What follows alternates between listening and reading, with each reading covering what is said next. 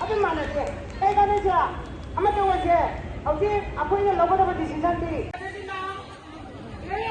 Tadi kalau ni orang begini, dari kasih exit di home dekat tahu mama.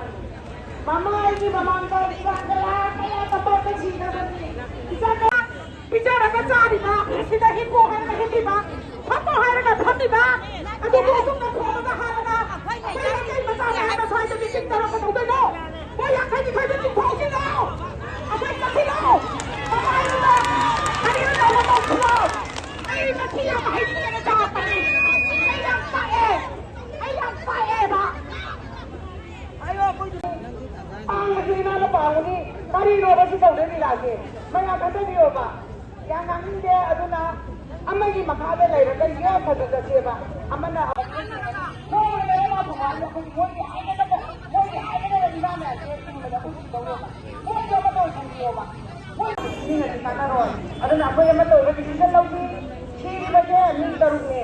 Ada penumpang saya ada panik sendiri. Mana pun mana lagi sih? India government ada rumah sendiri sendiri deh. Jangan nak proof lagi deh pak. Aduh ini India government ada koi dan bagi value sih lagi deh. Moi lagi ni berarti. Koi dalam Jepun laga. Koi sagai orang sih ibu moi dah sih. Koi pun ni ni. Aduh moi na koi na hina betul dah jawab ngambil kan ni. Koi ini untuk hinga ka. Tunai sih apa itu bak sih. Koi pun nak bak sih dah ni. India government ada jam tu nama tu di price kilo. Tapi nak terkait moi koi ke value lagi deh. Saya ingin sih dia juga jadi. Aduh kau itu ini ijai semua hari macam lagi imun dan imun tu.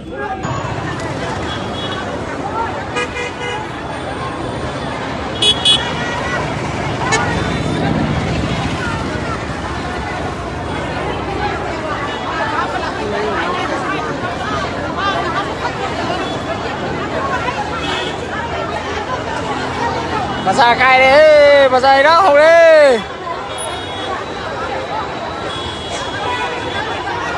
Ai polisi kan ada sih bang?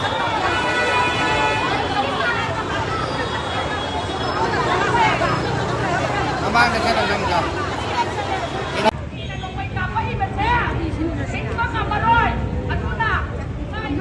Hãy subscribe cho kênh Ghiền Mì Gõ để